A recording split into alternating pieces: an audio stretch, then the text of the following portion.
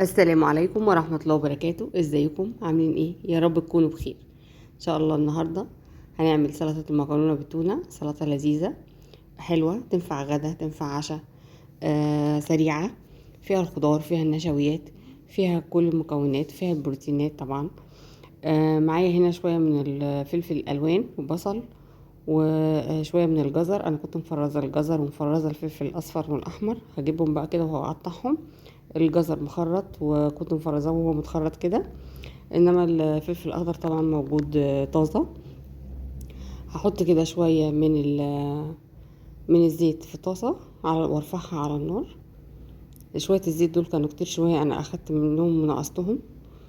هخرط البصله بس متخرطهاش كبيره قوي، خليها متوسطه او رفيعه، متخرطهاش كبيره قوي عشان بس ايه ما تبانش في المكرونه، احنا بس عشان نديها طعم. تمام، هندبلها بس مجرد انها تتدبل، وهنزل عليها بعد كده بالخضار. تمام بالشكل ده كده. هروح نازله عليها بكل الخضار اللي معايا الفلفل طبعا، وكل الاضافات اللي انت حابه انت تضيفيها ضيفيها، بعد الطماطم طبعا. هقلبهم برضو شويه كده ينزلوا بس تلجون كده ويشربوا ميتهم، واروح مطفيه عليهم، واحط شويه من الفلفل الاسمر وشويه من الملح. ما كتريش لا فلفل اسمر ولا ملح، علشان انت هنسلق المكرونه هنحط فيها ملح، وهنحط والتونه نفسها فيها ملح، وهنعصر طبعا ليمون. فنسيب بقى تظبيطة الملح للاخر خالص، بس احنا بنرش رشه بس من الملح والفلفل الاسمر كده عشان ايه؟ تتبيله الخضار.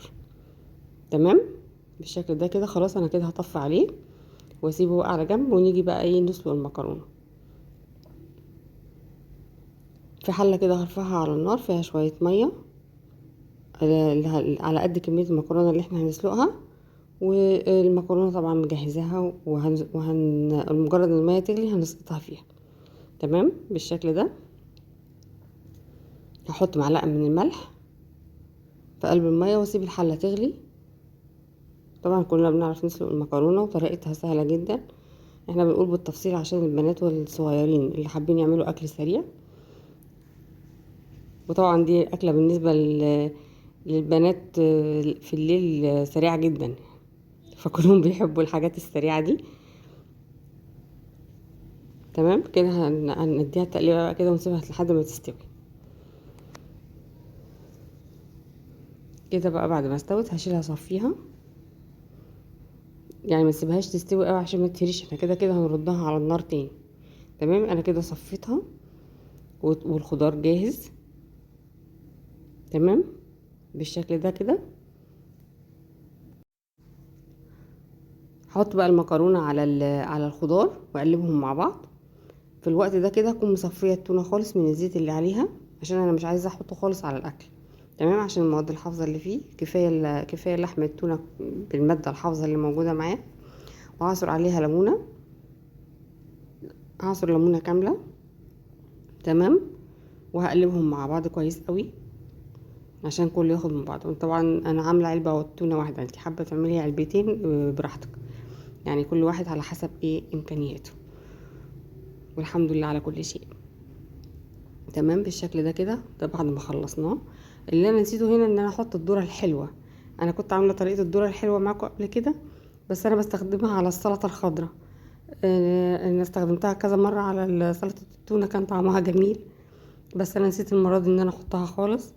فلو متاحه عندكم ممكن تحطوها، لو مش عارفين الطريقه ممكن ترجعوا ليها في الفيديوهات السابقه. طريقه عمل الذره الحلوه بتدي منظر حلو قوي لسلطه التونه. واتمنى ان الفيديو يكون عجبكم، ولو وصلتوا معايا لحد كده ما تنسونيش في اللايك والاشتراك، والى اللقاء في فيديو جديد.